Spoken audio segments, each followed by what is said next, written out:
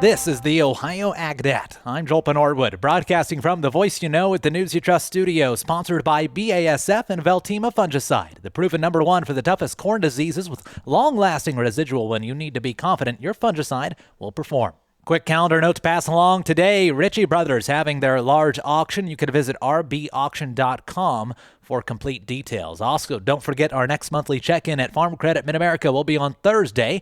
Tune in as we discuss the latest Farm Credit Mid-America news and updates. And also, we'll be feeding farmers tomorrow, thanks to Ag Revolution and Paradise Energy Solutions. Hear more as we're at the winning farm on Wednesday. The latest crop progress numbers are out. Let's take a look at those. Thanks to Relentless Ag, every acre at peak performance. Learn more at relentlessag.com. Wet conditions for the past week continue to slow field work, but a bit of progress noted across the numbers released by USDA. Corn reached 37% planted across the state, up from 33% the week before, and ahead of the 23% 5-year average. Corn emerged at 20%, also ahead of the 10% average for this time of year. Soybeans 34% planted across the state, up 30% from the week before, and well ahead of the 20% average. Soybeans emerged reached 16% compared with 10% last week and 7% on average. Winter wheat 5% headed behind both 13% last year and the 11% average. Ohio winter wheat condition rated 64% good to excellent, with 53% good and 11% excellent.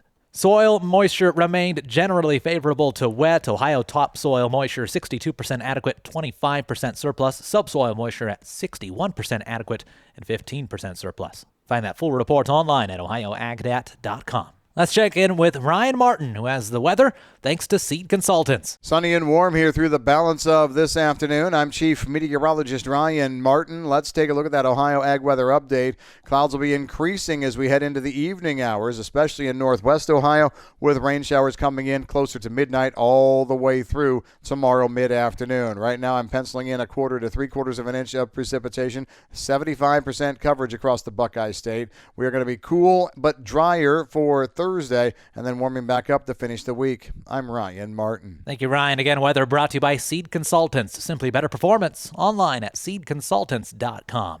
On the livestock side, the U.S. Department of Justice says they're ramping up their investigation into possible antitrust violations in the beef packing industry.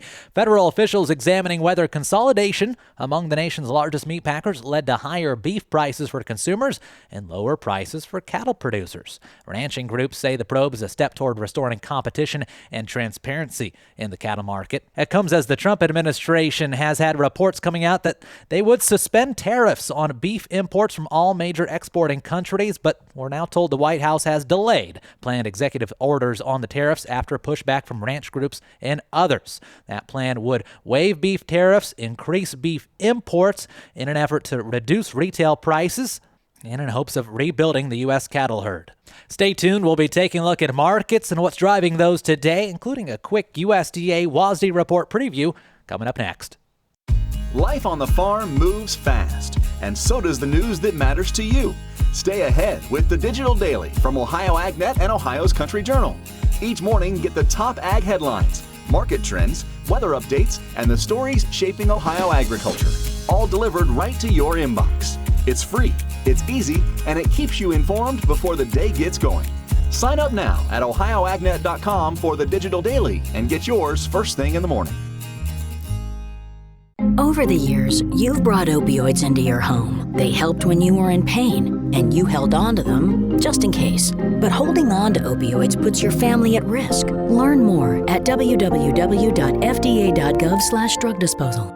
You're listening to the Ohio AgNet. Let's talk about market numbers here at midday. Before we get to what exactly is happening in Chicago, let's catch up with your midday market analysis, brought to you by the Louis Dreyfus Company. Excited to bring a brand new soybean crush facility to Upper Sandusky, Ohio. Learn more about marketing your soybeans with LDC at 574-566-2113. USDA releases its May WASDE report later today, noon Eastern Time, offering the first look at 2026-27 crop balance sheets. Analysts expect U.S. corn ending stocks to tighten from last year's record crop, while soybean supplies are projected to remain relatively steady thanks to strong crush demand and large South American production. Wheat markets will also be watching closely as drought concerns continue to pressure production prospects in parts of the U.S. and around the world. Traders say the report could help set the tone for grain markets heading further into the growing season. And it's on that note that we do take a look at the latest markets, how they're trading ahead of the report. This is brought to you by Seed Consultants. Simply better performance. Online at seedconsultants.com. May corn up 5 1/4 to $4.66. July corn up 2 1/2 cents to $4.77 3/4. May soybeans a 7 1/4 cent gain to $12.07. July soybeans gaining 5 3/4 to $12.18 1/2. And July wheat 15 cents up at the moment to $6.49. On the livestock side, June live cattle up $1.03 to $250.43. May lean hogs 3 cents higher to $90.90, but June hogs down 40 cents to $99.83, and August feeder cattle down 68 cents to a price of $361.63 per hundredweight. Milk staying relatively steady, sideways action for the most part. You can find more farm news online today at ohioagnet.com. Thanks for tuning in. I'm Joel Penordwood. Have a great day.